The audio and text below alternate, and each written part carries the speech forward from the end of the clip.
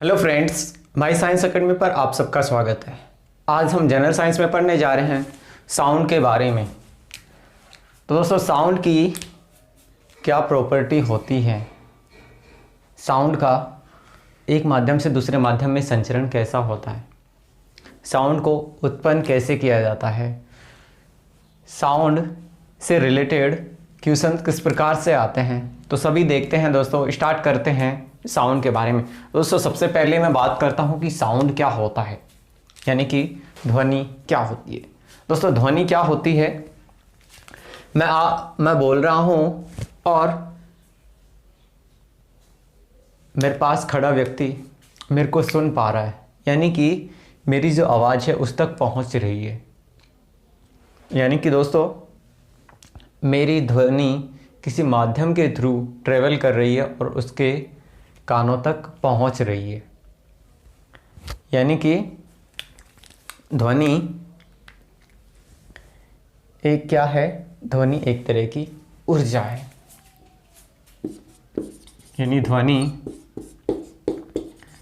एक प्रकार की क्या है, ऊर्जा है। या फिर मैं कह सकता हूं ध्वनि एक प्रकार की संवेदना है जो कान पर क्या करती है, कान के अंदर क्या करती है, विक्षोभ करती है, यानी कि उसके अंदर हलचल उत्पन्न करती है। अब दोस्तों, ध्वनि एक तरह की ऊर्जा है और ध्वनि, मान लो हम थाली को बजा रहे हैं तो थाली से ध्वनि उत्पन्न होती है और हमें सुनाई देती है। जो ध्वनि है वो जैसे कि ऊर्जा संरक्षण का नियम होता है, तो ध्वनि एक तरह की ऊर्जा है। तो ध्वनि को भी हम ना ही तो ध्वनि क्या है, एक संवेदना है और ध्वनि को ना ही तो उत्पन्न किया जा सकता है, ना ही नष्ट किया जा सकता है।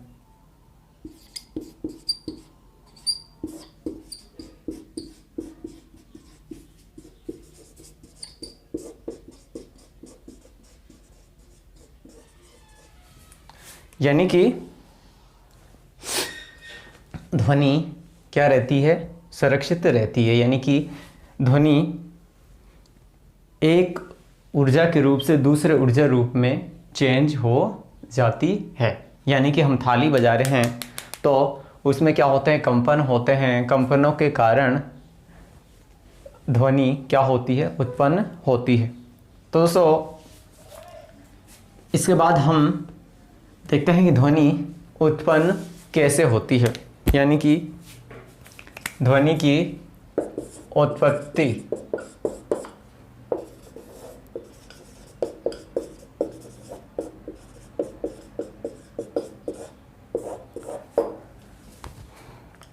दोस्तों, जनरली यदि मैं एक थाली लूं और एक चम्मच लूं और उससे उसको बजाऊं तो क्या होता है,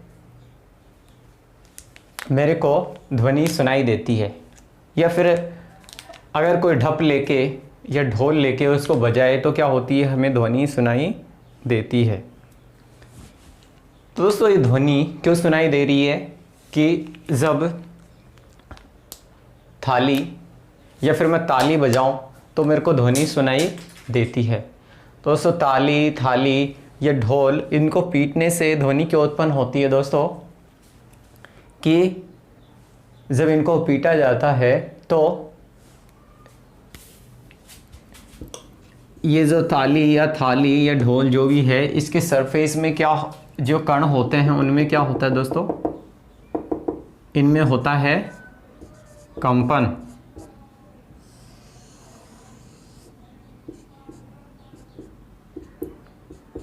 दोस्तों, इनमें क्या होता है, कंपन होता है।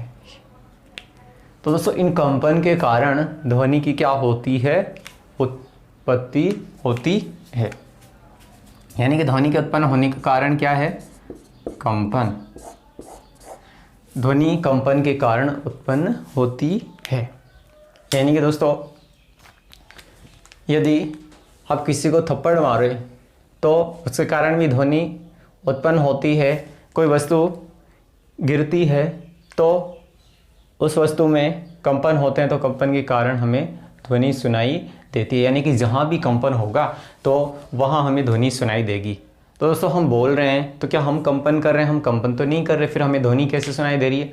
दोस्तों जो हमारा वाक तंतु होता है, तो ये वाक तंतु होता है, तो वाक तंतु में क्या होते हैं? कंपन होते हैं। यानी कि जो हमारा वाक तंतु होता है, वोकल कॉर्ड होता है, इसमें कंपन होते हैं और इस कंपन के कारण क्या होती है? आवाज़ उत्पन्न होती है। यानी कि हम कैसे बोल, तो यानी कि वाक तंतु में कंपन होते हैं और उस कंपन के कारण जो आवाज़ उत्पन्न होती है। दोस्तों यहाँ एक आप इम्पोर्टेंट बात ध्यान रख सकते हैं, कंपटीशन में जनरली पूछ लिया जाता है कि जो महिलाओं की आवाज़ है वो क्या होती है? पतली होती है। तो दोस्तों क्या होता है कि जो महिलाओं का वाक तंतु होता है वो क्या होता है? थोड़ा छोटा होता है। पुरुषों की तुलनाओं में महिलाओं का वाक तंतु क्या होता है? छोटा होता है।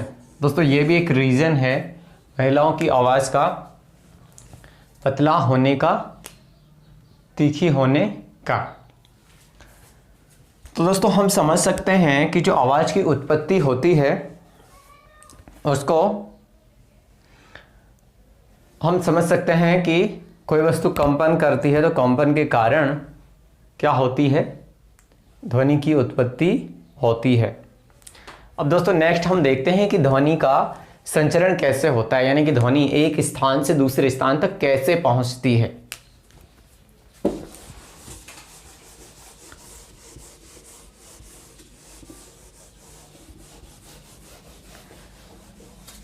दोस्तों जो कंपन के कारण ध्वनि की उत्पत्ति होती है, इसका एक एग्जांपल मैं और देखूंगा अभी ध्वनि संचरण में। यानी कि दोस्तों ध्वनि एक स्थान से दूसरे स्थान तक कैसे पहुंचती है।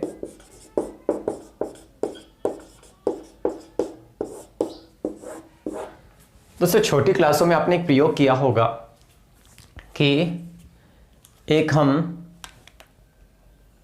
कागज का बॉक्स ले लेते थे या फिर माचिस का बॉक्स ले लेते, उसमें एक धागा बांध लेते थे और अपने जो फ्रेंड्स है उसको एक को उसमें बोलने को कहते थे और एक कान पे लगा लेता था। तो धागे में जो वॉइस हमारी ट्रेवल करती थी और जो हमारा फ्रेंड था उसके कान तक पहुंचती थी। दोस्तों ये किस कारण से होती थी कि जो वो रस्सी होती थी उसमें वॉइस ऐसे कंपनों के रूप में ट्रेवल करती थी।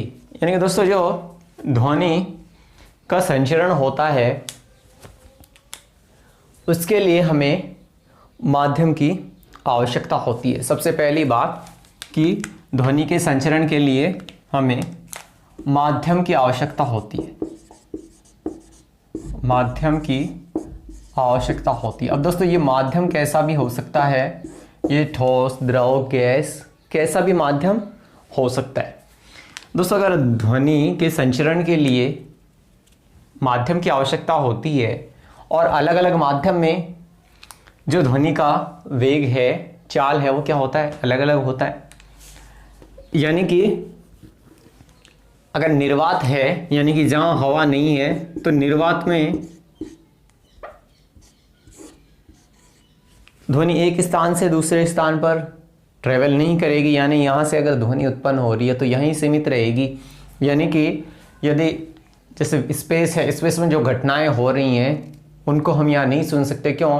क्योंकि निर्वात है, वहाँ वायु नहीं है। यानी और एग्जाम्पल मैं देखूं, यदि आप चंद्रमा पे चले जाएं और चंद्रमा पे जाके बम विस्फोट कर दें और पृथ्वी पे आप सुने तो आपको सुनाई नहीं देगी। क्यों? क्योंकि इनके बीच में जो माध्यम है वो हवा नहीं है। यानी कि दोस्तों हमारी आवाज़ को सामने वाला सुन पा रहा है क्योंकि यहाँ माध्यम है हवा है, हवा के थ्रू ट्रेवल कर सकती है, या फिर और कोई ठोस माध्यम हो, गैस माध्यम हो, उसके थ्रू जो वॉइस है ट्रेवल कर लेती है, लेकिन निर्वात में ट्रेवल नहीं करेगी। यानी कि निर्वात में ध्वनि संचरित नहीं होती।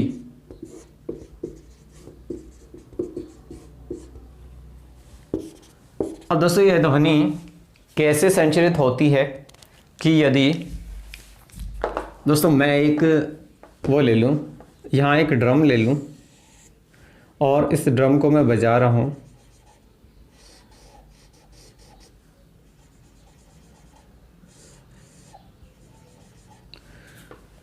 और दोस्तों यहाँ कोई आदमी खड़ा है,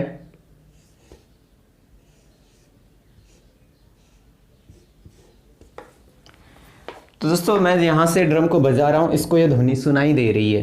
दोस्तों क्यों सुनाई दे रही है? क्योंकि इस ड्रम और इस आदमी के बीच में माध्यम क्या है दोस्तों? हवा है। यानी कि यहाँ हवा के क्या है? मॉलिक्यूल है। तो दोस्तों क्या होगा, जैसे ही मैं इस ड्रम को बजाता हूँ तो यहाँ जो इस मटेरियल के मॉलिक्यूल्स हैं उनमें क्या होगा दोस्तों? कंपन होगा। अब दोस्तों कंपन के कारण, अगर यहाँ के मॉलिक्यूल में कंपन होगा, यहाँ वायु के मॉलिक्यूल हैं तो उनमें भी क्या होगा? कंपन होगा। यानी कि ये मॉलिक्यूल इस मॉलिक्यूल से टक्कर करेगा, यहाँ के मॉलिक्यूल इस मॉलिक्यूल से टक्कर करेगा, ये इससे ऐसे ये एक दूसरे को धकेलेंगे।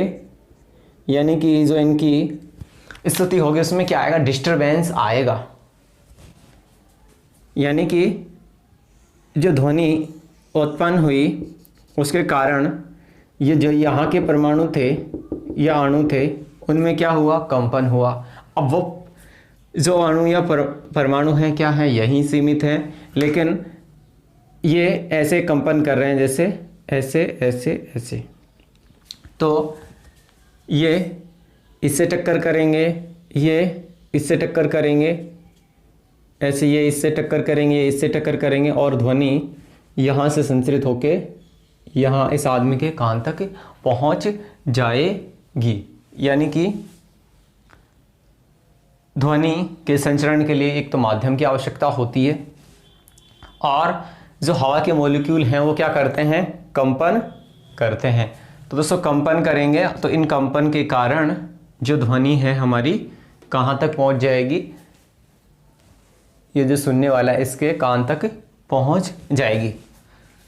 दोस्तों एक और एग्जांपल देख सकते हैं आप कि ये मेरे पास कोई मतलब म्यूज़िक थिएटर है, ये साउंड है, ऐसा ही मान लेता हूँ। यानी कि ये स्पीकर है। अब दोस्तों जैसे ये स्पीकर स्टार्ट होगा तो क्या होता है? इससे ध्वनि निकलती है, ध्वनि चारों तरफ जाएगी, इधर भी जाएगी, इधर भी जाएगी, इधर भी जाएगी। यानी कि ये अगर इसके मॉलिक्यूल हों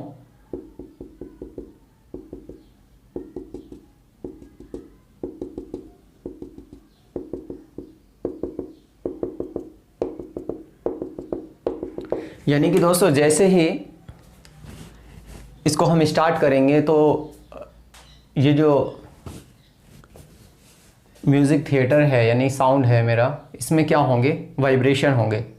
आपने देखा होगा कॉलम तो यो इसमें वाइब्रेशन होते हैं। तो यानी कि जो आसपास के मॉलिक्यूल्स हैं वो क्या करते हैं? वाइब्रेशन करते हैं, ऐसे ऐसे। इससे आगे वाला यो ऐसे ऐसे करेगा, ये इससे टक्कर करेगा, ये ऐसे टक्कर करेगा, और ये ध्वनि एक स्थान से दूसरे स्थान तक क्या हो जाएगी? संचरित हो जाएगी। यानी कि ये मॉलिक्यूल आपस में ऐसे टक्कर करेंगे, ये जो यहाँ का मॉलिक्यूल यहीं रहेगा, लेकिन ये इसको ट्रांसफ़र कर देगा, ये इसको ट्रांसफ़र कर देगा, ऐसे ध्वनि एक स्थान से दूसरे स्थान तक संचरित हो जाती है। अब दोस्तों कि जो ध्वनि है वो चलती है संपीड़न और विलन के रूप में। कैसे दोस्तों, कि मैं यहां देख सकता हूं कि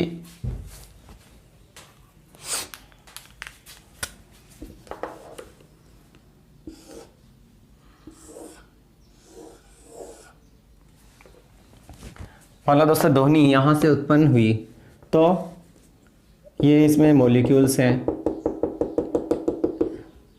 ये एयर के मॉलिक्यूल्स हैं। तो ध्वनि अगर यहाँ उत्पन्न होगी दोस्तों, तो ये एयर के मॉलिक्यूल्स में भी क्या होगा, अगर ध्वनि यहाँ उत्पन्न हुई, मैंने यहाँ से बोला यहाँ कोई खड़ा है, तो यहाँ की जो एयर है उसमें क्या होंगे, वाइब्रेशंस होंगे। ये वाइब्रेशंस यहाँ पहुँचेंगे, फिर ये मॉलिक्यूल्स यहीं रहेंगे, लेकिन इसके कारण ये इसमें डिस्टरबेंस होगा, इसकी स्थिति यहाँ हो जाएगी, ये इससे ईस्ट को डिस्टर्ब करेगा, ये इसको डिस्टर्ब करेगा। तो ये जो विक्षोभ है एक स्थान से दूसरे स्थान तक संचरित हो जाता है और ध्वनि एक स्थान से दूसरे स्थान तक पहुँच जाती है। लेकिन दोस्तों इसमें क्या होता है कि ये ध्वनि जो पहुंच रही है, तो कहीं तो जो मॉलिक्यूल है बहुत पास पास में होते हैं,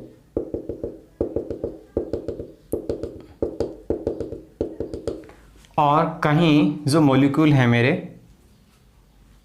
वो दोस्तों क्या होते हैं, दूर दूर होते हैं। जैसे ऐसे ऐसे दिखा लूँ मैं इनको। फिर दोस्तों कहीं मेरे मॉलिक्यूल्स क्या होते हैं, बिल्कुल पास पास होते हैं।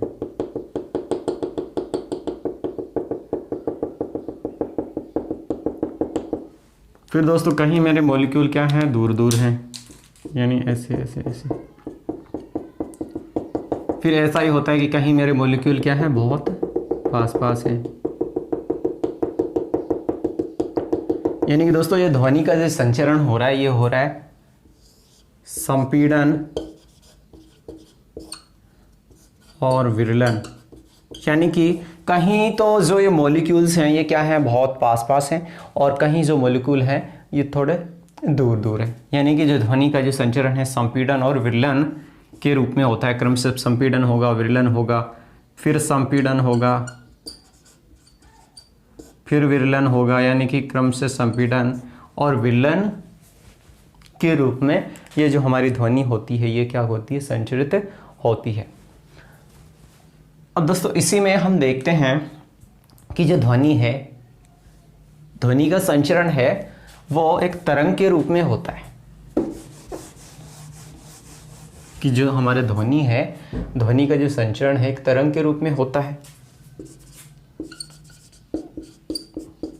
जो ध्वनि का संचरण है वो एक तरंग के रूप में होता है।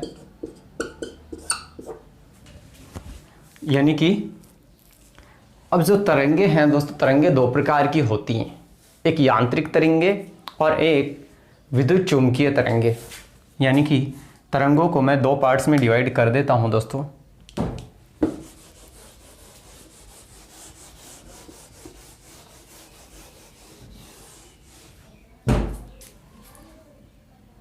यानी कि दोस्तों तरंगे मेरी दो प्रकार की होती हैं। एक होती हैं दोस्तों यांत्रिक तरंगे, मैकेनिकल वेव्स, और दूसरे टाइप की होती हैं विद्युत चुंबकीय तरंगे यानी AMW। अब दोस्तों जो यांत्रिक तरंगे होती हैं ये दो प्रकार की होती हैं, अनुदैर्ध्य और अनुप्रस्थ तरंगे। दोस्तों ये यांत्रिक तरंगे होती हैं, इनके लिए माध्यम की क्या होती है, आवश्यकता होती है। माध्यम की आवश्यकता होती है। और दोस्तों जो विद्युत चुंबकीय तरंगे होती हैं इनके लिए माध्यम की ज़रूरत नहीं होती। और दोस्तों जो यांत्रिक तरंगे ये कौन कौन सी होती हैं, जैसे कि दोस्तों साउंड वेव है, हमारी ध्वनि तरंग है, और जल तरंग है यानी वाटर वेव है। यानी दोस्तों ध्वनि को संचरित होने के लिए क्या चाहिए, माध्यम चाहिए। यदि माध्यम ही नहीं होगा तो ध्वनि एक स्थान से दूसरे स्थान पर संचरित नहीं कर सकती। दोस्तों वाटर वेव है यानी कि जल तरंग है। जल में जैसे एक पत्थर गिरते हैं तो क्या होता है, उसमें विक्षोभ उत्पन्न होता है। ऐसे सर्किल के रूप में क्या चलती हैं, तरंगे चलती हैं।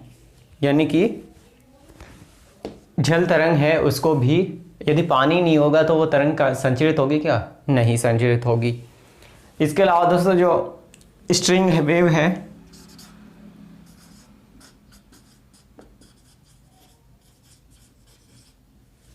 तो उसके लिए भी हमें माध्यम की आवश्यकता होती है। और दोस्तों विद्युत चुंबकीय तरंगे यानी जिनके लिए माध्यम की आवश्यकता नहीं होती दोस्तों, ये जो मेरी एक्सरे है, कॉस्मिक वेव्स हैं, यूवी रेज हैं, इंफ्रारेड है, लाइट वेव्स हैं, आदि क्या हैं दोस्तों? ये मेरी हैं विद्युत चुंबकीय तरंगे। इनके लिए दोस्तों मेरे को माध्यम की आवश्यकता नहीं होती। और दोस्तों जो मैकेनिकल वेव्स है उनको मैं दो पार्ट्स में डिवाइड कर रहा हूं। एक तो अनुदैर्घ्य तरंगे और एक अनुप्रस्थ तरंगे। तो उससे पहले दोस्तों मैं आपको बता देता हूं कि जो ये विद्युत चुंबकीय तरंगे हैं ये कैसी तरंगे होती हैं? अनुप्रस्थ तरंगे होती हैं। आपसे दोस्तों कंपटीशन एग्जाम में पूछा तो दोस्तों यांत्रिक तरंगे दो प्रकार की होती हैं, अनुदैर्घ्य और अनुप्रस्थ। यानी कि जो EMW है मेरी, ये तो कैसी है? अनुप्रस्थ प्रवृत्ति की। तो ये यांत्रिक तरंगे दो टाइप्स की होती हैं। फर्स्ट है मेरा लॉन्गिट्यूड वेव, यानी कि दोस्तों अनुदैर्घ्य तरंग।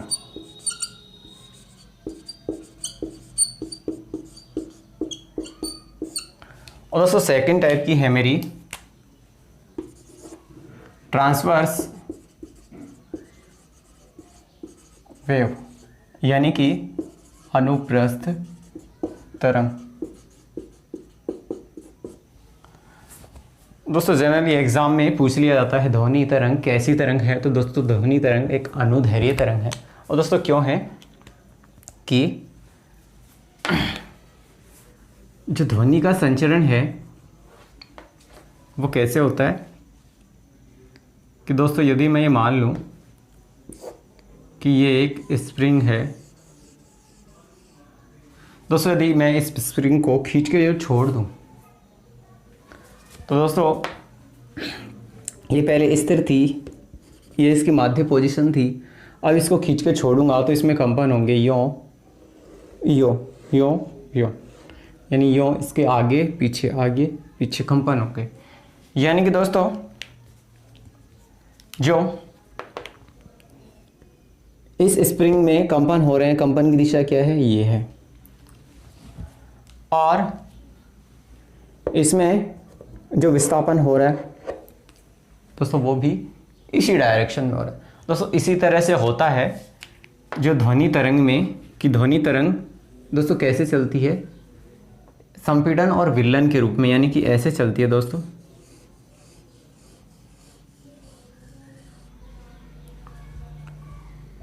तो दोस्तों इस ध्वनि तरंग में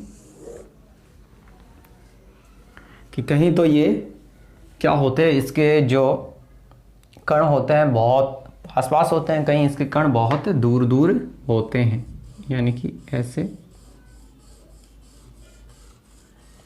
फिर जैसे दूर दूर हो जाएंगे। तो दोस्तों ये तो है मेरा जैसे विरलन, और ये है संपीड़न। फिर दोस्तों ये विरलन, यानी कि जो मेरी ध्वनि तरंग है संपीड़न और विरलन के रूप में चलती है। तो दोस्तों मेरा जो ध्वनि तरंग चल रही है उसकी दिशा क्या है दोस्तों? दिशा है ये, यानी तरंग की दिशा ये। और दोस्तों जो है ये कंपन, कणों का कंपन है वो किस डायरेक्शन में है? कण इस दिशा में कंपन कर रहे हैं, यानी कणों का कंपन भी क्या है? इसी दिशा में, ये जो वाइब्रेशन है इसी दिशा में है ये, यानी कि जो कणों का कंपन और जो ध्वनि तरंग की दिशा क्या है? एक ही दिशा में, यानी कि तरंग की दिशा और कणों का कंपन क्या है, एक ही दिशा में है। इसलिए दोस्तों ये कैसी तरंग है, अनुदैर्घ्य तरंग है। अब दोस्तों जो ध्वनि तरंग चलती है संपीड़न और विलयन के बीच में, तो दोस्तों जो दो संपीड़न या दो विलयन होते हैं, यानी कि अगर ये यहाँ मेरा संपीड़न हो, ये संपीड़न हो, तो दोस्तों दो संपीड़न या दो विरलन, इनके जो बीच की दूरी होती है दोस्तों वो होती है मेरी तरंग दैर्घ्य, और उसको मैं किससे व्यक्त कर देता हूँ, लैम्बडा से। यानी कि ये क्या होती है, दो संपीड़न या विलयनों के बीच की दूरी, यानी कि दो क्रमागत संपीड़न या विलयनों के बीच की दूरी क्या कहलाती है, मेरी तरंग दैर्घ्य कहलाती है। अब दोस्तों इसलिए मैं कह सकता हूँ कि मेरी ध्वनि तरंग क्या है, ध्वनि तरंग मेरी क्या है, एक अनुदैर्घ्य तरंग है, यानी कि इसके कंपन और इसकी जो दिशा है एक ही दिशा में होती है। इसके अलावा जो स्प्रिंग है, स्प्रिंग में जो कंपन होते हैं, जो दिशा होती है एक ही होती है, तो स्प्रिंग के जो तरंग होती है वो भी कैसी होती है, अनुदैर्घ्य तरंग होती है। इसके अलावा दोस्तों दूसरी तरंग होती है अनुप्रस्थ, यानी कि यदि जो कोई तरंग है उसके कंपन, ऐसे ले लेता हूं मैं,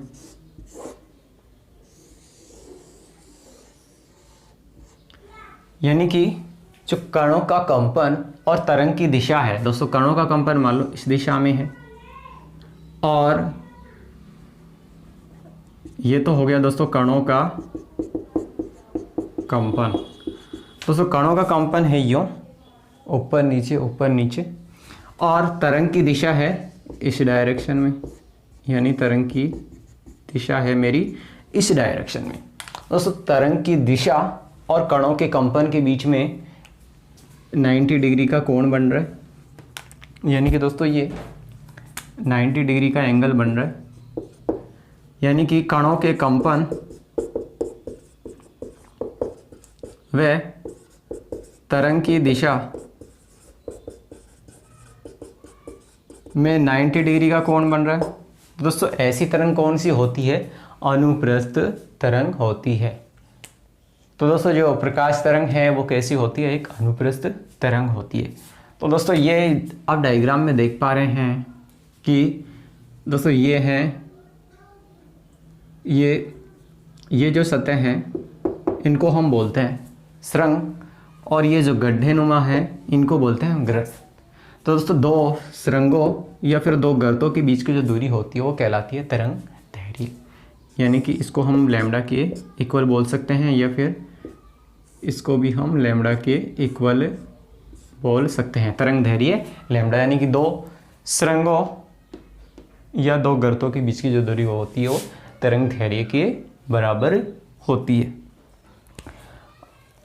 अब दोस्तों हम बात करते हैं नेक्स्ट हम बात करते हैं ध्वनि तरंगों की आवृत्ति की, कि ध्वनि तरंगों की जो आवृत्ति है वो किस रेंज में होती है, कौन सी ध्वनि को हम सुन सकते हैं, कौन सी ध्वनि को हम नहीं सुन सकते।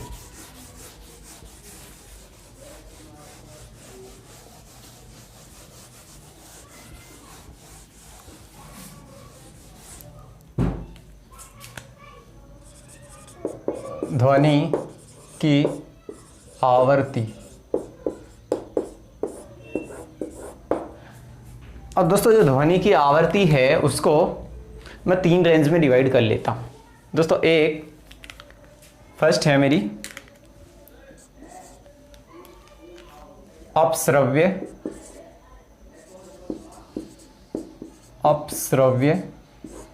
सेकंड है मेरी श्रव्य, और थर्ड है मेरी पराश्रव्य।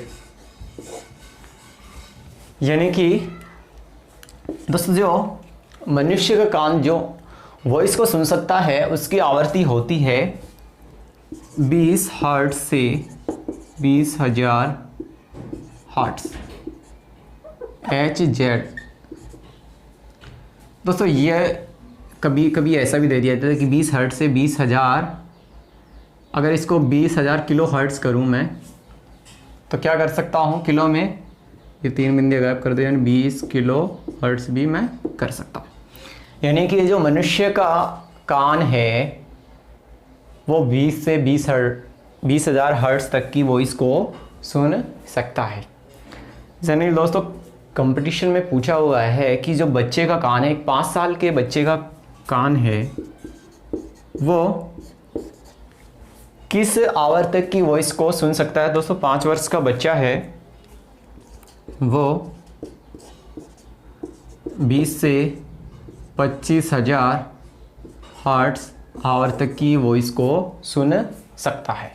तो दोस्तों ये तो बात रही श्रव्य आवर्ती वाली तरंगे की, यानी ऑडिबल वेव श्रव्य तरंगों के बारे में। अब श्रव्य यानी कि दोस्तों 20 हर्ट्ज़ से कम वाली तरंगे, यानी कि 0 से 20 हर्ट्ज़, 0 से जो 20 हर्ट्ज़ तक की जो तरंगे होती हैं दोस्तों, उनको हम बोलते हैं अपश्रव्य तरंगे। यानी कि दोस्तों इनको मनुष्य का कान नहीं सुन सकता। और दोस्तों इन जो तरंगों को बहुत बड़े स्रोतों के द्वारा उत्पन्न किया जाता है।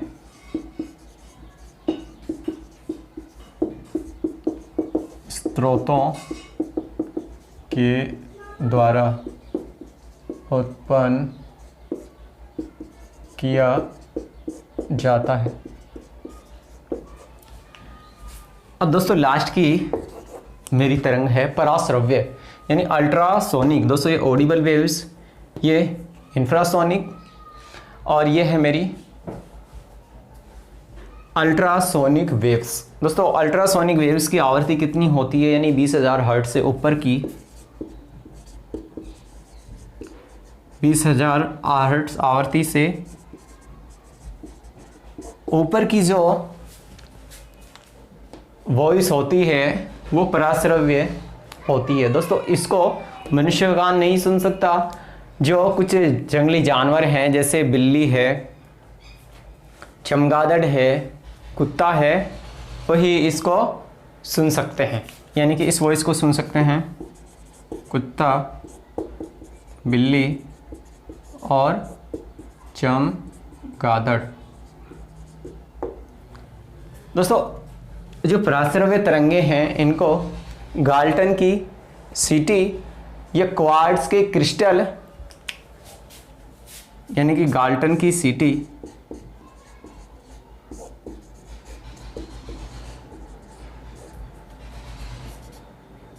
यह जो क्वार्ट्ज क्रिस्टल है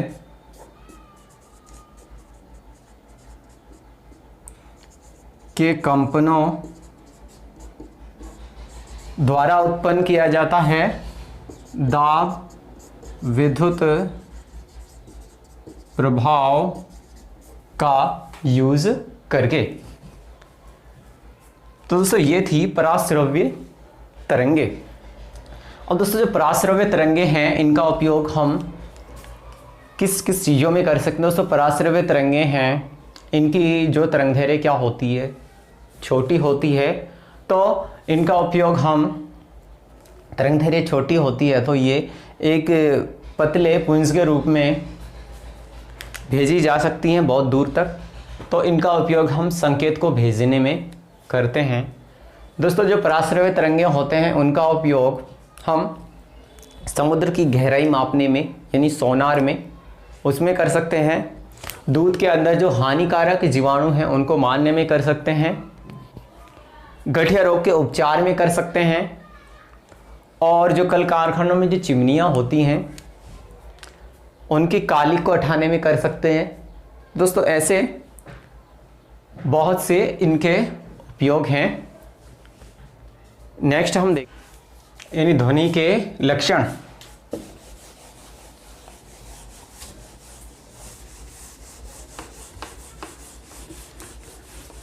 और दोस्तों जो ध्वनि के कैरेक्टरिस्टिक क्या हैं कि उसकी प्रबलता कितनी है, उसका तारत्व कितना है, उसकी गुणता कितनी है, तो वो देखते हैं। ध्वनि के लक्षण।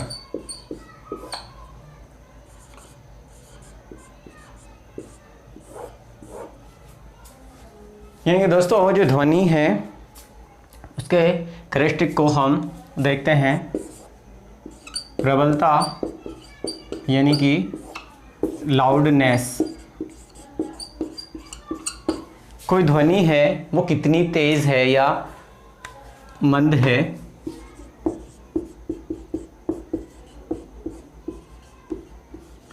उसको हम बोलते हैं ध्वनि की प्रबलता।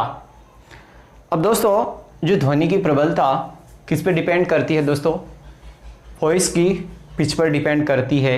यानी कि पिच हाई होगी तो आवाज़ क्या होगी? तीखी होगी।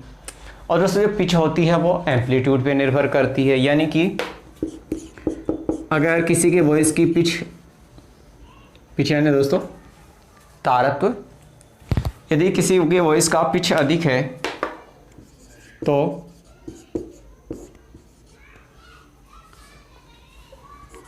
उसकी वॉइस क्या होगी? तीखी होगी। और यदि पिच कम है तो उसकी आवाज़ क्या होगी? मध्यम होगी। और दोस्तों पिच अधिक है तो आवाज़ क्या होती है? तीखी होती है। ये जो पिच है ये डिपेंड करती है दोस्तों एम्पलीट्यूड पर, यानी ध्वनि के आयाम पर। तो दोस्तों हम कह सकते हैं कि जो लाउडनेस है यानी कि ध्वनि की प्रबलता है वो किस पे डिपेंड करती है? एम्पलीट्यूड पर, ध्वनि के आयाम पर। यानी कि किसी ध्वनि का आयाम अधिक है तो उसकी प्रबलता क्या होगी? अधिक होगी। यानी कि दोस्तों अगर कोई ध्वनि प्रबल है तो उसकी पिच अधिक होगी, वो तीखी आवाज़ होगी उसकी। या फिर हम कह सकते हैं कि एम्पलीट्यूड अधिक है तो उसकी पिच क्या है? अधिक है। और ध्वनि क्या है? प्रबल है। अब दोस्तों जो दूसरा बात की, जो ध्वनि की प्रबलता होती है वो दूरी के क्या होती है? व्युत्क्रमानुपाती होती है। यानी कि ध्वनि की प्रबलता व्युत्क्रमानुपाती होती है दूरी के। यानी कि दोस्तों जैसे जैसे दूरी कम होगी तो प्रबलता का मान क्या हो? अधिक होगा। यानी कि जो दूर कहीं ट्रेन है और वहाँ से ट्रेन सीटी बजाती हुई आ रही है तो हमें जब दूर होती है तो ध्वनि धीमी सुनाई देती है। ट्रेन जैसे जैसे पास आती जाती है तो ध्वनि की प्रबलता क्या होती है? बढ़ती जाती है। क्योंकि डिस्टेंस कम होती जाएगी ध्वनि की प्रबलता क्या होगी? हमें बढ़ती हुई प्रतीत होगी। ये दोस्तों ये सेम चीज़ हम देखते हैं डॉपलर इफेक्ट में। यानी कि ध्वनि की प्रबलता किसके समानुपाती होती है? 1 दूरी के। अब दोस्तों दूसरी चीज होती है तारत्व। दोस्तों तारत्व क्या होता है कि कोई ध्वनि मोटी है या पतली है, इसको हम ध्वनि की पिच से डिनोट करते हैं। यानी कि सेकंड है दोस्तों तारत्व।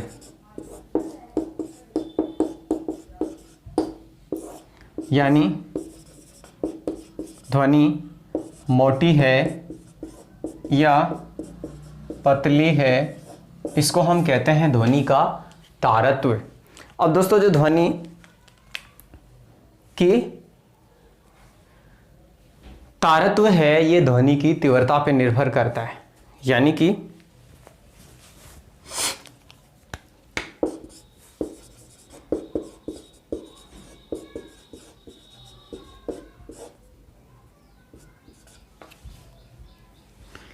ध्वनि का जो तारत्व है वो ध्वनि की तीव्रता पर निर्भर करता है। यानी कि दोस्तों कोई बिंदु है उससे सेम डिस्टेंस पे ध्वनि की तीव्रता क्या होगी? समान होगी। लेकिन जो ध्वनि की प्रबलता है कि दोस्तों वो अलग अलग व्यक्तियों को ध्वनि अलग अलग सुनाई देती है, तो वो उस व्यक्ति के कान की सुग्राह्यता पर निर्भर करता है। यानी कि जो प्रबलता है वो मनुष्य के कान की सुग्राह्यता उस पर क्या कर रहा है, डिपेंड कर रहा है। यानी कि अलग अलग मनुष्य की कान की सुगराइता क्या हो, अलग अलग होती है। तो ध्वनि की प्रबलता क्या होती है, अलग अलग होती है, लेकिन जो ध्वनि की तीव्रता क्या होती है, सेम होती है। अब दोस्तों यदि ये जो तारत्व है जो किस पे डिपेंड करता है दोस्तों, ये तारत्व है ये डिपेंड करता है ध्वनि की आवृत्ति पर। अब यदि ध्वनि की आवृत्ति अधिक है तो दोस्तों उसका तारत्व क्या होगा, अधिक होगा। और दोस्तों तारत्व अधिक होगा तो ध्वनि कैसी होगी, पतली होगी। यानी कि ध्वनि की आवृत्ति अधिक, दोस्तों आवृत्ति अधिक तो ध्वनि की पिच क्या होगी, अधिक होगी। और जो वॉइस होगी वो कैसी होगी दोस्तों, ये होगी पतली होगी। यानी कि दोस्तों जो मच्छरों की भिनाट है कि जब कोई मच्छर हमारे कान के पास आके भिनभिनाता है तो उसकी वॉइस क्या लगती है, हमें बहुत डिस्टर्बेंसिंग लगती है। क्यों, क्योंकि उसके ध्वनि की आवृत्ति क्या होती है, अधिक होती है। तो पिच उसकी क्या होगी, अधिक होगी, तो आवाज़ क्या होगी, पैनी होगी। तो हमारे कानों को क्या करती है, तीखी लगती है बहुत। इसके अलावा दोस्तों यदि ध्वनि की आवृत्ति क्या हो, कम हो, यानी कि ध्वनि की आवृत्ति हो कम, तो दोस्तों ध्वनि की आवृत्ति होगी कम तो पिच क्या होगी, कम, यानी पिच होगी कम। और दोस्तों पिच कम होगी तो ध्वनि कैसी होगी, मोटी होगी। यानी कि दोस्तों जो शेर की दहाड़ होती है उसकी आवृत्ति क्या होती है, कम होती है, तो उसकी पिच क्या होगी, कम होगी। पिच कम होगी तो आवाज़ क्या होगी, मोटी होगी। तो वो हमें इतनी डिस्टर्बेंसिंग नहीं लगती, वो हमारे कानों को इतनी क्षति नहीं पहुंचाती। ये जो जैसे दोस्तों लेडीज़ों की आवाज़ होती है वो क्या होती है, उसकी वॉइस का पिच क्या होता है, अधिक होता है, तो वो आवाज़ क्या होती है, पतली होती है। तो दोस्तों ये तो बात रही ध्वनि के तारत्व और प्रबलता के बारे में। तो यानी कि दोस्तों मैं यहाँ से कह सकता हूँ जो ध्वनि की तीव्रता एक तो किस पे डिपेंड करती है, ध्वनि की आवृत्ति पर, और जो ध्वनि की तीव्रता बता रही है या फिर ध्वनि का जो तारत्व है वो बता रहा है कि ध्वनि पतली है या मोटी है। और दोस्तों पिच अधिक होने पर क्या होगी, ध्वनि पतली होगी, और पिच के कम होने पर ध्वनि। दोस्तों नेक्स्ट देखते हैं स्पीड ऑफ साउंड, यानी ध्वनि की चाल। ये दोस्तों जो ध्वनि की चाल है वो क्या होती है, अलग अलग माध्यम में अलग अलग होती है। हमें पता है कि जो ध्वनि है वो माध्यम पे डिपेंड करती है, लेकिन जो अलग अलग माध्यम होते हैं उनमें चाल भी क्या होती है, ध्वनि की अलग अलग होती है। देखते हैं दोस्तों ध्वनि की चाल किस तरह से होती है। जनरली दोस्तों जो ध्वनि की चाल होती है वो ठोस में अधिक होती है, यानी कि जो ध्वनि की चाल है सॉलिड में सबसे अधिक होती है, और दोस्तों सबसे कम होती है ये गैस में, और जो मध्यम आवृत्ति की ध्वनि होती है वो होती है दोस्तों लिक्विड में। यानी एक कंपैरिजन आप ध्यान रख सकते हैं कि ध्वनि की सबसे आवृत्ति होती है ठोस में, उसके बाद लिक्विड में उससे कम, और गैस में क्या होती है, सबसे कम होती है। दोस्तों ऐसा क्यों होता है, हमें पता है जब ध्वनि का संचरण होता है तो क्या करते हैं, उसमें कणों का क्या होता है, कंपन होता है। तो दोस्तों ठोस में जो कण क्या होते हैं, बहुत पास पास होते हैं, ऐसे लिक्विड में थोड़े दूर दूर होते हैं, गैस में बहुत दूर होते हैं। तो दोस्तों यानी कि जो सॉलिड चीज़ है तो उसमें ध्वनि का जो वेग क्या होगा वो अधिकतम होगा। अब दोस्तों जो किसी माध्यम में जो ध्वनि का वेग है उसको हम व्यक्त कर देते हैं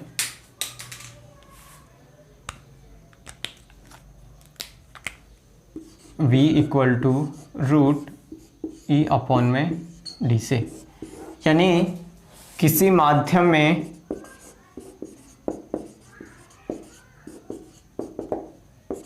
ध्वनि का वेग, दोस्तों उस माध्यम की प्रत्यास्था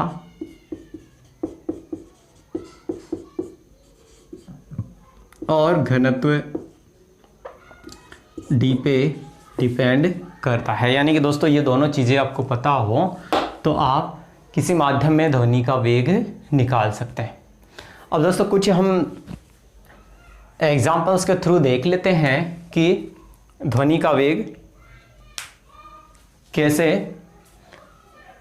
होता है। दोस्तों सबसे पहले मैं ले लेता हूं कि ध्वनि का वेग जो वायु में कितना होता है। दोस्तों ध्वनि का वेग वायु में होता है 332 मीटर पर सेकंड। ऐसे दोस्तों जल में होता है 1483 मीटर पर सेकंड। क्योंकि दोस्तों अभी हमने देखा कि सबसे ज़्यादा सॉलिड में, उससे कम लिक्विड में, गैस में उससे भी कम होता है। ऐसा दोस्तों लोहे में होता है 5130 मीटर पर सेकंड।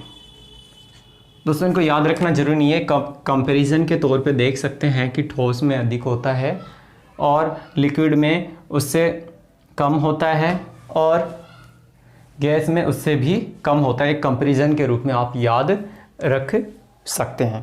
तो दोस्तों लोहे में देखा आपने 5130 मीटर पर सेकंड होता है, लेकिन लोहा ठोस है तो इसमें जो ध्वनि का वेग क्या है, अधिक है। और दोस्तों जो एल्युमिनियम होता है उसमें इससे भी अधिक होता है, यानी कि एल्यूमिनियम दोस्तों इसमें होता है 6420 मीटर पर सेकंड। दोस्तों ये मैंने जो ध्वनि के वेग लिए हैं 0 डिग्री सेंटीग्रेड पर लिए हैं। यदि आपसे पूछा जाता है कि ध्वनि का वेग, वायु में ध्वनि का वेग 20 डिग्री सेंटीग्रेड पर कितना होगा, तो दोस्तों आप बता सकते हैं एट 20 डिग्री सेंटीग्रेड ये होता है 344 या 43 मीटर पर सेकेंड। और दोस्तों अगर ऐसे ही 40 डिग्री सेंटीग्रेड ताप हो तो ये हो जाता है 355 मीटर पर सेकेंड। यानी कि जैसे जैसे हम टेम्परेचर बढ़ाते हैं तो ध्वनि का वेग क्या हो रहा है, बढ़ रहा है। दोस्तों ये हम नेक्स्ट इसी में देखेंगे। अभी जो नेक्स्ट हमारा इसमें टॉपिक है कि ध्वनि का वेग का ताप पे क्या इफ़ेक्ट होता है, उसमें मैं देखूंगा। यानी कि हमने ये देखा कि एक माध्यम से, दोस्तों जैसे वायु है अलग माध्यम, जल अलग माध्यम, लोहा अलग माध्यम, यानी कि एक माध्यम से दूसरे माध्यम में जाने पर ध्वनि की चाल बदल रही है। दोस्तों आप ध्यान रख सकते हैं कि एक माध्यम से दूसरे माध्यम में जाने पर, चाहे तो आप लिख सकते हैं कि एक माध्यम से दूसरे माध्यम में जाने पर ध्वनि की चाल एवं तरंग दैर्घ्य बदलती है। यानी कि एक माध्यम से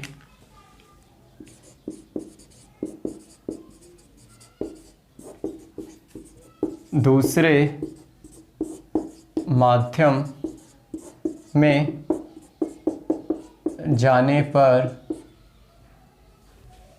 ध्वनि की तरंग दैर्घ्य और चाल बदलती है। लेकिन दोस्तों जो ध्वनि की आवृत्ति है वो क्या रहती है, नियत रहती है। लेकिन जो आवृत्ति है वो क्या रहती है, नियत रहती है। दोस्तों जनरली एग्जाम में पूछ लिया जाता है कि यदि ध्वनि, मान लो दोस्तों लोहे से दूसरा मीडियम है कांच, अगर उसमें ट्रेवल कर रही है तो ध्वनि की आवृत्ति पर क्या इफेक्ट पड़ेगा। दोस्तों एक माध्यम से दूसरे जाने पर उसकी चाल और तरंग दैर्घ्य बदलती है, लेकिन आवृत्ति क्या रहती है, नियत रहती है। यानी कि जो ध्वनि की चाल है वो आवृत्ति पर निर्भर नहीं करती है। तो दोस्तों नेक्स्ट हम कह सकते हैं कि जो ध्वनि है वो एक माध्यम से दूसरे माध्यम में संचरित होने पर अपना वेग क्या करती है, बदल लेती है। क्यों? क्योंकि जब मीडियम बदलेगा तो उसमें जो पार्टिकल्स हैं उनकी दूरी क्या होगी, अलग अलग होगी। तो उसमें जो वाइब्रेशन है वो उन कणों के अनुसार ही होंगे। क्योंकि जैसे दोस्तों लोहे में ध्वनि का वेग क्या है, सबसे अधिक है। तो जैसे लोहे की मान लो अगर पटरी है दोस्तों, रेल की पटरी है, अब कहीं दूर रेल आ रही है और आप ये पटरी के कान लगा के सुनते हैं तो आपको क्या होती है, ध्वनि सुनाई देती है दूर से ही। क्यों? क्योंकि दोस्तों जो लोहा है उसमें ध्वनि का वेग क्या होता है, सबसे फास्ट होता है, यानी कि इसमें ध्वनि दूर तक ट्रेवल कर जाती है। तो दोस्तों आप ध्यान रख सकते हैं ये। इसके बाद हम देखते हैं ध्वनि का जो मात्रक क्या है, ध्वनि किस में मापी जाती है।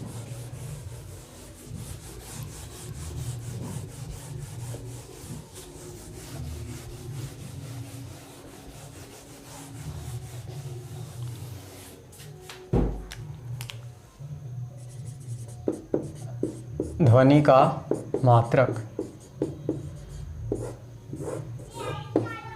दोस्तों, जो ध्वनि का मात्रक है वो क्या होता है, बेल होता है। तो दोस्तों बेल एक बड़ा मात्रक है।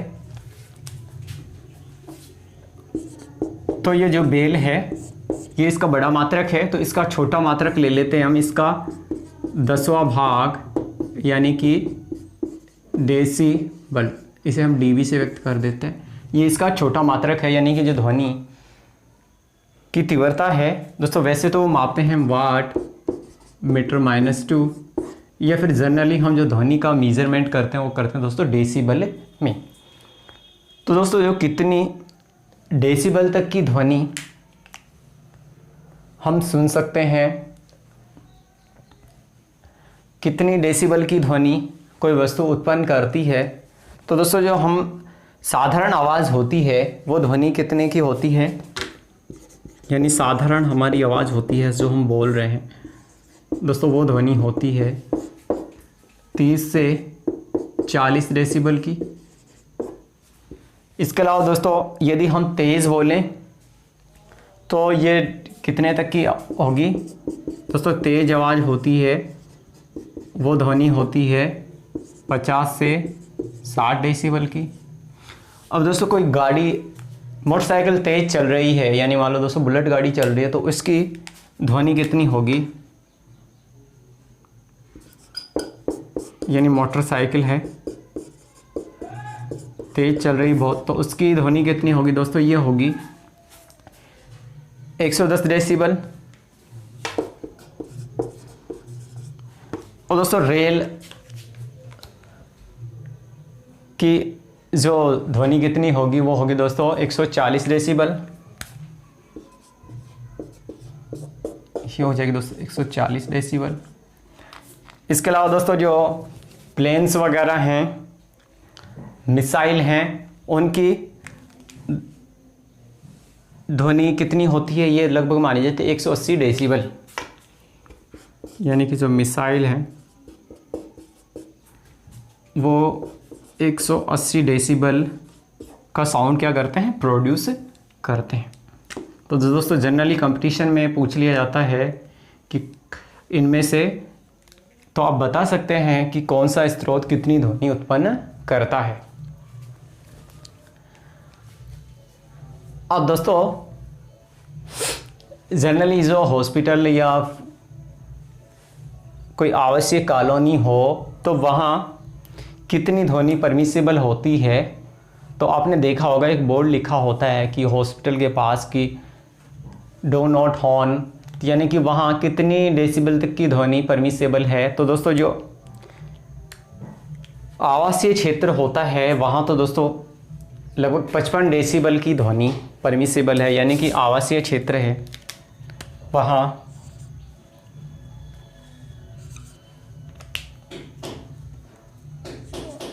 आवासीय क्षेत्र है दोस्तों, वहाँ तो 55 डेसिबल तक की ध्वनि क्या है, परमिसिबल है, यानी इस ध्वनि से तेज आप साउंड प्रोड्यूस नहीं कर सकते।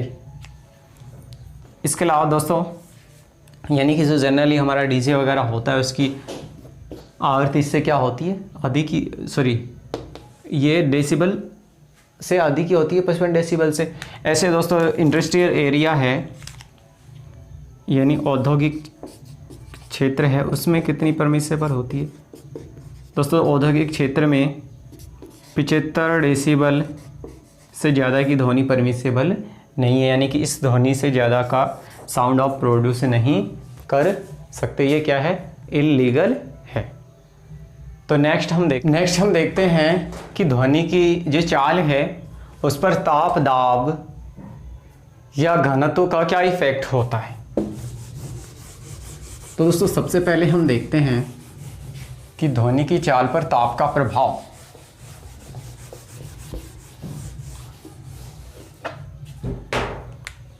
यानी कि ध्वनि की चाल पर ताप का प्रभाव।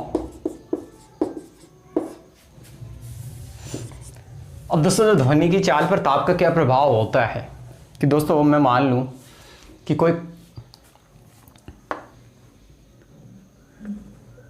मेरे पास मटेरियल है, यदि मैं उसको ताप दूंगा तो क्या होगा दोस्तों? जो उसके मॉलिक्यूल्स हैं उनमें क्या होगा? उनको हीट मिलेगी, एनर्जी मिलेगी, उसके कारण क्या होगा? उसमें वाइब्रेशन क्या होगा? अधिक होगा। दोस्तों वाइब्रेशन के कारण ध्वनि की क्या होती है? उत्पत्ति होती है। तो अगर वाइब्रेशन अधिक होगा तो क्या होगी? ध्वनि अधिक होगी। यानी कि दोस्तों ताप बढ़ाने पर ध्वनि का वेग या चाल क्या होता है?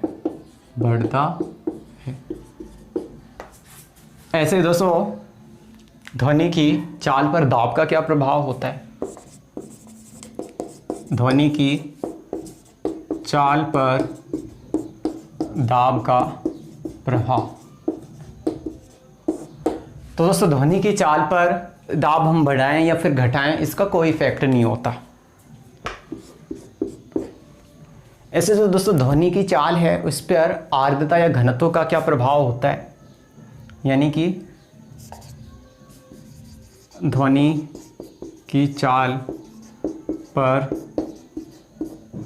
आर्द्रता का प्रभाव। दोस्तों जो ध्वनि की चाल है वो आर्द्रता या घनत्व पर कैसे डिपेंड करती है? दोस्तों मैं ये मान लूँ कि ये मेरे पास कोई कंटेनर है और इसमें ये मेरे पास पिस्टन लगा हुआ है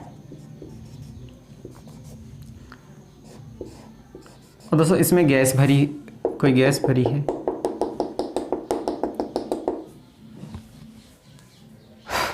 अब दोस्तों डी बराबर घनत्व क्या होता है? m अपॉन में v।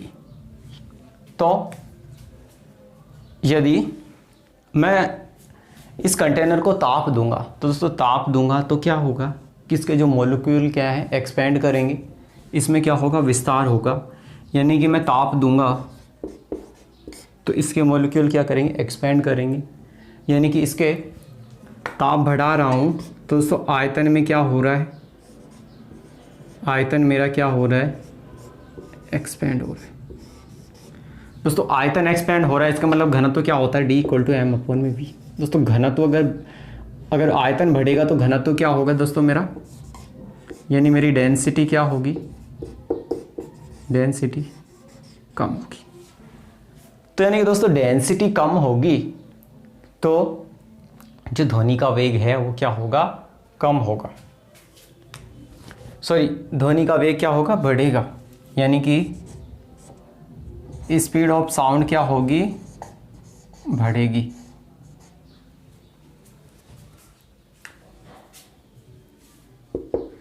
यानी कि ताप बढ़ाते हैं तो आयतन बढ़ता है, आयतन बढ़ा देंगे तो घनत्व क्या होगा? कम होगा, और घनत्व कम होगा तो क्या होगी? स्पीड बढ़ेगी। इसके विपरीत दोस्तों अगर ताप घटाते हैं तो आयतन में कमी होगी, घनत्व में क्या होगी? वृद्धि होगी। तो ध्वनि की चाल में क्या होगी? कमी आएगी। यानी कि दोस्तों जो नमी युक्त वायु होती है और एक होती है शुष्क वायु। तो जो नमी युक्त वायु होती है, यानी कि नमी युक्त वायु, इसका जो घनत्व है ये शुष्क वायु की तुलना में क्या होता है, कम होता है। यानी जो नमी युक्त वायु का घनत्व शुष्क वायु की तुलना में क्या होता है, कम होता है। तो दोस्तों जिसका घनत्व कम उसकी चाल क्या होगी, अधिक होगी। यानी जो नमी युक्त वायु होती है उसमें ध्वनि का वेग क्या होता है, ज़्यादा होता है। तो दोस्तों ये भी आप ध्यान रख सकते हैं, नमी युक्त वायु में ध्वनि का वेग क्या होता है, अधिक होता है शुष्क वायु की तुलना में। दोस्तों नेक्स्ट हम देखते हैं ध्वनि का परावर्तन।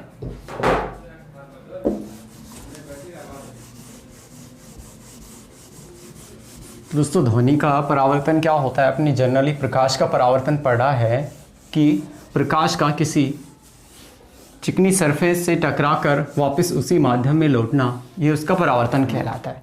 दोस्तों ध्वनि के परावर्तन में क्या होता है, ध्वनि का परावर्तन, रिफ्लेक्शन ऑफ साउंड। कि दोस्तों यहाँ ध्वनि का स्रोत है और यहाँ सामने कोई दीवार है, तो दोस्तों यहाँ से अगर साउंड निकल रही है तो ये ऐसे ऐसे ट्रेवल करेगी। तो दोस्तों ये इधर भी ट्रेवल करेगी, दोस्तों ये इधर भी ट्रेवल करेगी। तो दोस्तों हम जानते हैं जैसे प्रकाश का परावर्तन होता था तो उसमें अभिलंब होता था, जिस एंगल पे वो आपतित प्रकाश किरण जाती थी उधर से वो परावर्तित होती। तो उसी तरह से यहाँ भी ये यहाँ से टकरा के क्या हो जाएगी, रिफ्लेक्ट हो जाएगी, ये इधर से टकरा के इधर रिफ्लेक्ट हो जाएगी। और दोस्तों जो ध्वनि के परावर्तन है इसका हम उपयोग करते हैं किसमें, जो सिनेमा घर होते हैं उसमें ध्वनि के हम परावर्तन का उपयोग करते हैं। और किस लिए दोस्तों, जो सिनेमा घर होता है वो इस तरह का होता है कि ये यहाँ स्क्रीन होती है और यहाँ चेयर्स होती हैं, कुछ ऐसे चेयर्स होती हैं। तो दोस्तों ये ध्वनि के परावर्तन का कैसे यूज़ करते हैं कि ये दीवारें हैं दोस्तों, ये वक्राकार होती हैं। तो ये जो वॉइस है ये इस से टकराती है और इसका ऐसे परावर्तन होता है, ऐसे ऐसे। तो दोस्तों ऐसे वॉइस है जो पूरे जो हॉल होता है, यानी कि सिनेमा हॉल होता है, उसमें हर भाग में वॉइस पहुंच जाती है। तो दोस्तों इसका हम परावर्तन का यूज़ कर लेते हैं सिनेमा घर में, जो वॉइस को बढ़ाने के लिए, वॉइस की प्रबलता को बढ़ाने के लिए। दोस्तों नेक्स्ट इसी में देखते हैं ध्वनि की प्रतिध्वनि।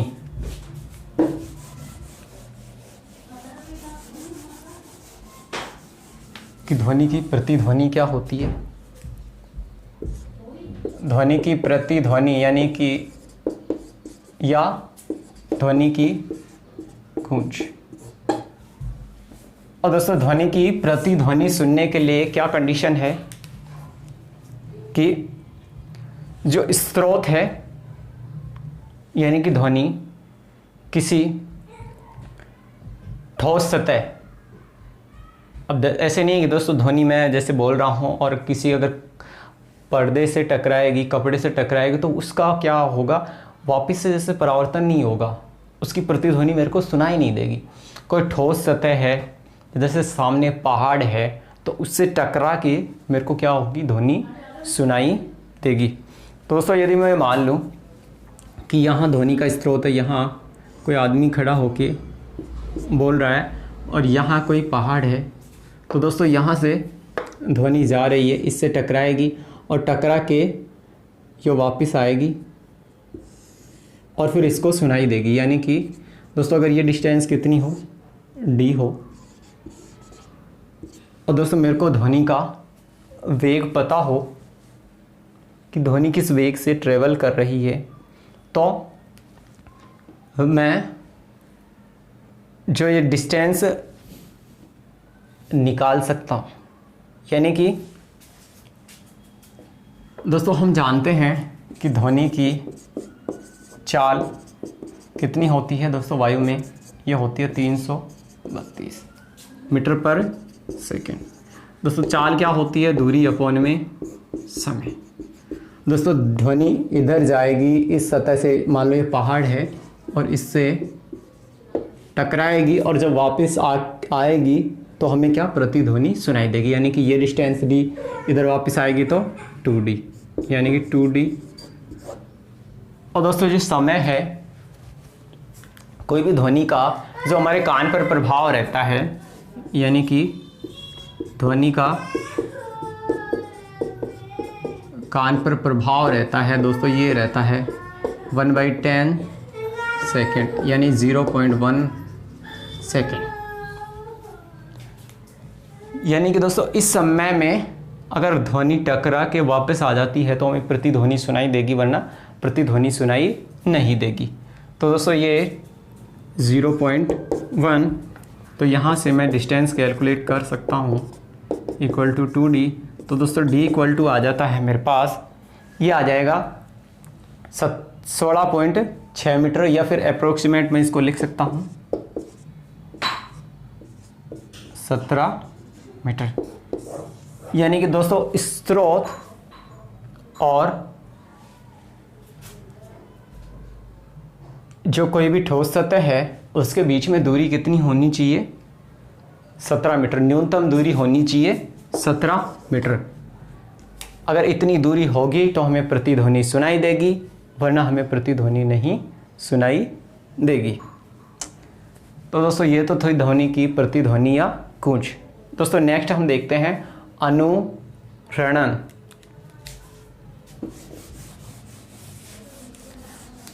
अब दोस्तों ये जो हमने अभी पढ़ा परावर्तन,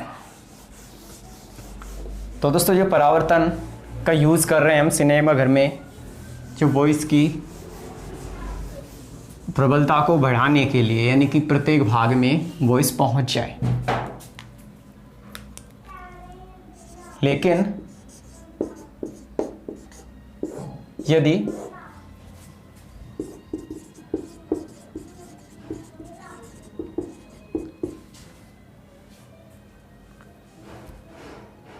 दोस्तों जो साउंड का बहुत ज़्यादा बार परावर्तन हो जाए, तो दोस्तों इस कंडीशन में क्या होगा कि जैसे ध्वनि उत्पन्न हुई तो कुछ समय बाद भी ध्वनि सुनाई देती है। यानी कि हम स्रोत को बंद कर दे, ध्वनि के स्रोत को, उसके बाद भी कुछ देर तक ध्वनि क्या होती है, सुनाई देती है। यानी कि बहुत ज़्यादा परावर्तन, यानी दोस्तों बहुत ज़्यादा परावर्तन हो जाए तो क्या होता है कि ध्वनि स्रोत अगर बंद भी हो जाए उसके बाद भी हमें ध्वनि सुनाई देती है। दोस्तों इस घटना को बोलते हैं अनुरणन। अब दोस्तों अगर बहुत बार पुनरावर्तन होगा, इस कंडीशन में क्या होगा, जैसे दोस्तों सिनेमा घर था, अब सिनेमा घर है, उसमें ये स्क्रीन लगी हुई है, यहाँ दर्शक बैठे हुए हैं। अब दोस्तों ये जो सरफेस है इससे टकरा के परावर्तन हो रहा है, मान लो इधर सरफेस है उससे टकरा के परावर्तन हो रहा है। दोस्तों जैसे कुर्सियां हैं, जो भी ठोस हैं, उनसे टकरा के परावर्तन हो रहा है। तो दोस्तों क्या होगा, वॉइस का बार बार ऐसे परावर्तन से क्या होगा कि जो वॉइस की क्वालिटी क्या होगी, ब्लर हो जाएगी, ध्वनि अच्छे से हमें सुनाई नहीं देगी। यानी कि बहुत ज़्यादा अनुरणन होने से ध्वनि की जो क्वालिटी है वो हमें सुनाई नहीं देगी, वो हमें इरिटेटिंग लगेगी। तो दोस्तों इसके लिए हम क्या करते हैं, यानी कि अनुरणन को कम करने के लिए हम क्या करते हैं कि जो सिनेमा घर होता है उसमें भारी पर्दे का यूज़ करते हैं, ज़मीन पर कारपेट बिछा देते हैं, क्योंकि जो पर्दे होते हैं वो इसको एब्जॉर्ब कर लेते हैं, और जो ज़मीन पे कारपेट है वो भी इस एक्स्ट्रा वॉइस को क्या कर लेगा, एब्जॉर्ब कर लेगा। दोस्तों जो कुर्सियाँ होती हैं वो इस तरह के पदार्थ की डिज़ाइन की जाती हैं कि वो ध्वनि को क्या कर ले, अवशोषण कर ले। यानी कि उपाय क्या कर सकते हैं, भारी पर्दे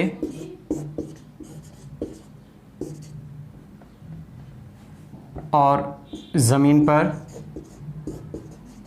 कारपेट बिछा दें हम, कुर्सियाँ ध्वनि अवशोषक पदार्थ की यानी कि फोम वगैरह की अवशोषक पदार्थ की बनाएं। तो दोस्तों इस तरह से हम ध्वनि के अनुरणन को कम कर सकते हैं। अब दोस्तों नेक्स्ट हम देखते हैं ध्वनि से रिलेटेड और कुछ एप्लीकेशंस। जैसे दोस्तों ध्वनि में डॉपलर इफेक्ट प्रेक्षित होता है, यानी कि जो ध्वनि स्रोत है और जो श्रोता होता है कि ध्वनि स्रोत और श्रोता के बीच में आपेक्षिक गति होती है। तो दोस्तों श्रोता को ध्वनि की आवृत्ति बदलती हुई प्रतीत होती है, यानी कि जब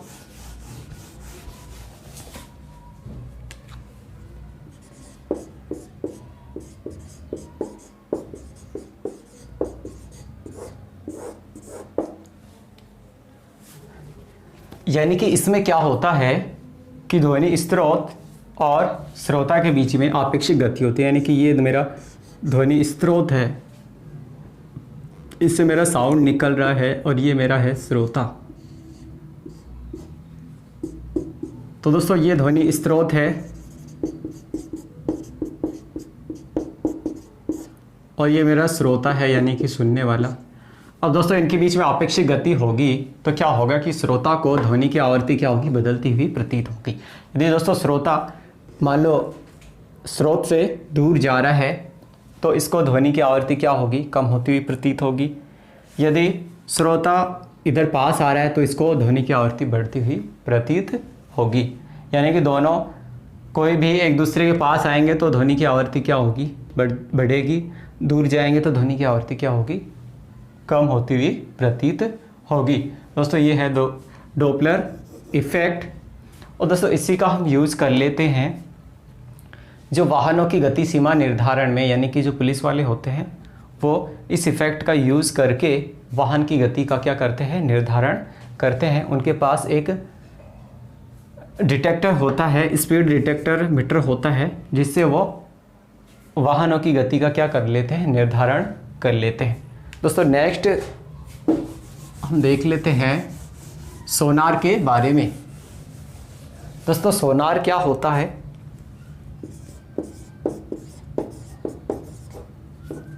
साउंड नेविगेशन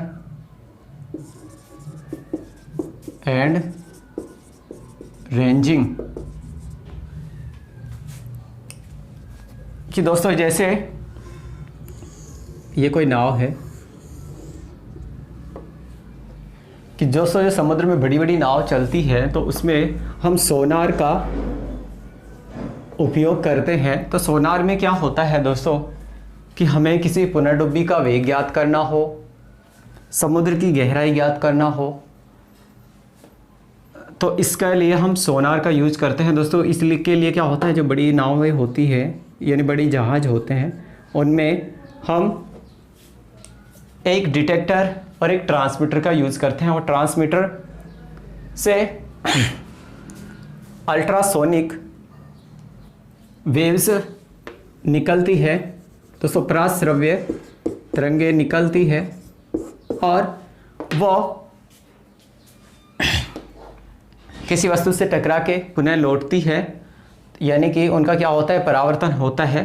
तो दोस्तों इस डिस्टेंस को हम माप लेते हैं और इसके आधार पर हम डिसाइड कर सकते हैं कि कोई भी ऑब्जेक्ट हमसे पास आ रहा है या फिर दूर जा रहा है, क्योंकि इसमें एक तो डिटेक्टर होता है, एक ट्रांसमीटर होता है। यानी कि जो सोनार का हम उपयोग कर सकते हैं समुद्र की गहराई मापने में, पुनः डुब्बी का वेग ज्ञात करने में। तो दोस्तों नेक्स्ट हम देखते हैं इसके बाद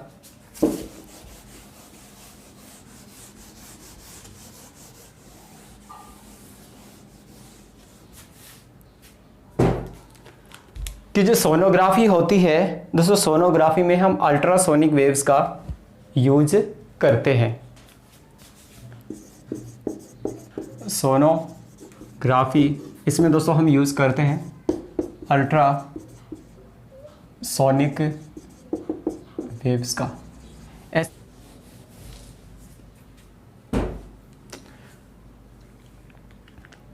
तो नेक्स्ट देखते हैं मैक संख्या। मैक संख्या दोस्तों, मैक संख्या क्या होती है?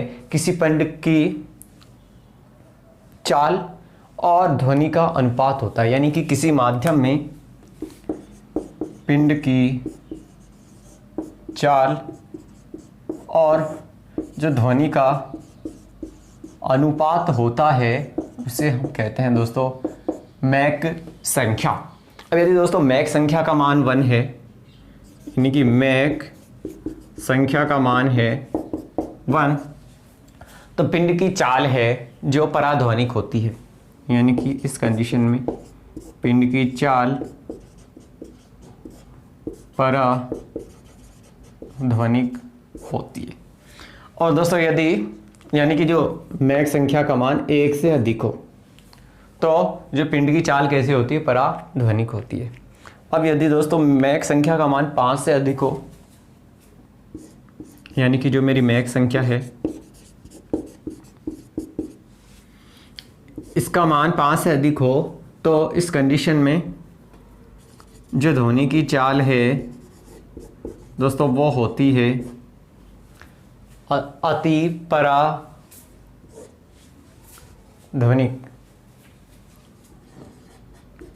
अति पराध्वनिक दोस्तों, ये मैक संख्या है ये प्लेन से रिलेटेड है, यानी कि प्लेन की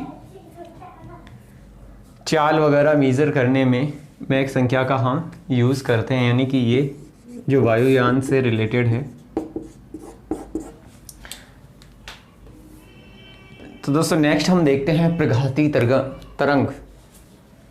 प्रघाती तरंग क्या होती है दोस्तों? कि जब किसी पिंड की जो चाल है, यानी कोई ऑब्जेक्ट है और दोस्तों उसकी चाल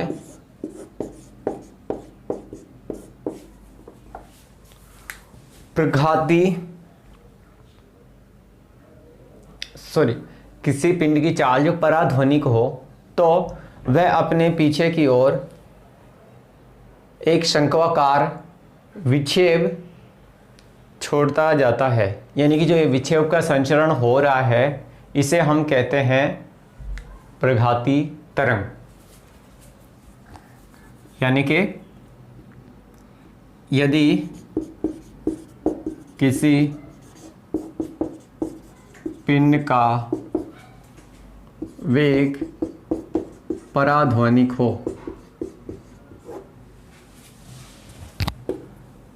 और दोस्तों ये पराध्वनिक है, ये किससे हम कैलकुलेट कर लेते हैं? मैक संख्या से, अभी हमने देखा था।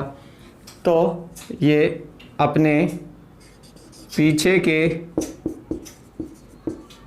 माध्यम में एक शंक्वाकार विक्षोभ छोड़ता है।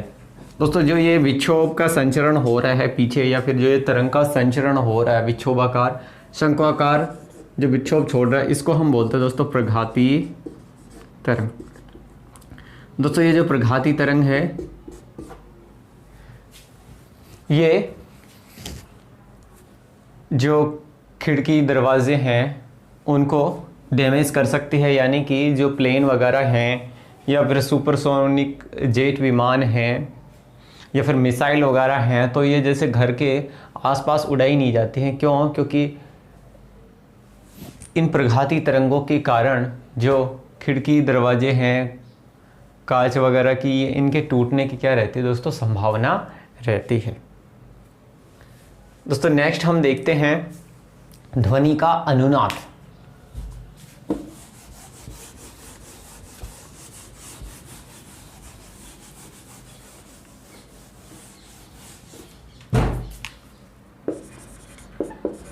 ध्वनि का अनुनाद। दोस्तों अनुनाद क्या होता है? जब चालित वस्तु की आवर्ती से दोलन करती है दोस्तों, इसको घटना को हम कहते हैं अनुनाद। यानी कि चालित वस्तु की आवर्ती से दोलन करती है तो इसे हम कहते हैं अनुनाद। यानी कि दोस्तों हम ये कह सकते हैं कि जो एक वस्तु है वो किसी दूसरी वस्तु के कारण वो क्या कर रही हो, दोलन कर रही हो, तो उसे हम कहते हैं दोस्तों प्रणोदित दोलन। अब दोस्तों यानी कि जो ध्वनि अनुनाद है दोस्तों, ध्वनि अनुनाद में क्या होता है कि जैसे जो पुल पर सैनिक है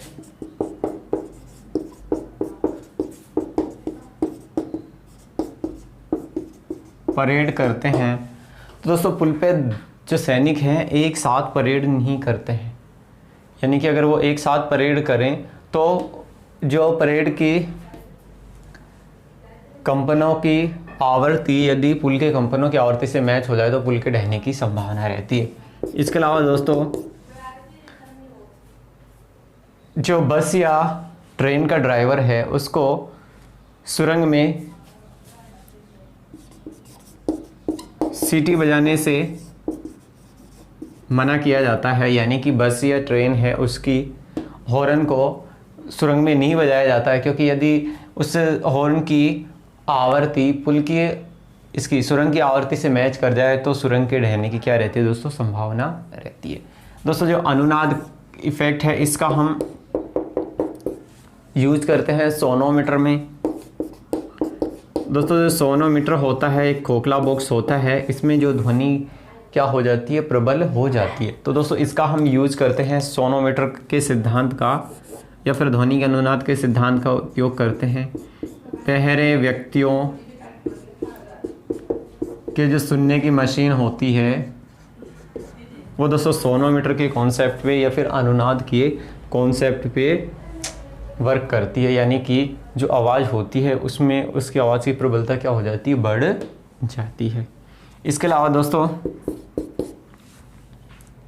जो गिटार होती है, हमारी गिटार होती है, वो भी अनुनाद के ध्वनि के अनुनाद पर ही वर्क करती है। इसके अलावा दोस्तों यदि जैसे नए नए सिंगर होते हैं तो वो क्या करते हैं, बाथरूम सिंगिंग करते हैं, तो वहाँ ध्वनि के अनुनाद के कारण उनको उनकी आवाज़ की प्रबलता क्या होती है, बढ़ी हुई प्रतीत होती है। यानी शावर सिंगिंग बोल सकता हूँ मैं।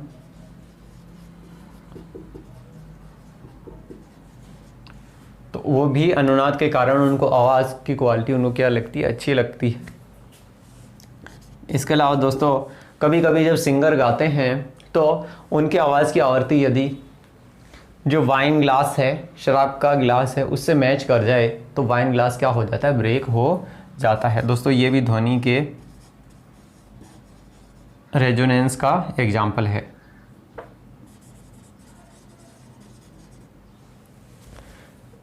इसके अलावा दोस्तों जो हम रेडियो सुनते हैं तो रेडियो में जैसे हम स्विच घुमाते हैं तो वो रेडियो है वो किसी चैनल के साथ उसकी फ्रीक्वेंसी को क्या कर लेता है, रेजोनेंस कर लेता है। यानी कि एक निश्चित आवृत्ति की फ्रीक्वेंसी के साथ उसका अनुनाद हो जाता है, जिसके कारण हम रेडियो स्टेशन को सुन पाते हैं। यानी कि रेडियो स्टेशन से समस्वरित्र के द्वारा हम प्रोग्राम क्या करवाते हैं, सुन पाते हैं। तो दोस्तों ये थे अनुनाद के कुछ एग्जाम्पल्स जो हम दैनिक लाइफ में देखते हैं। तो दोस्तों आपने मेरे को पेशेंस से सुना, इसके लिए धन्यवाद।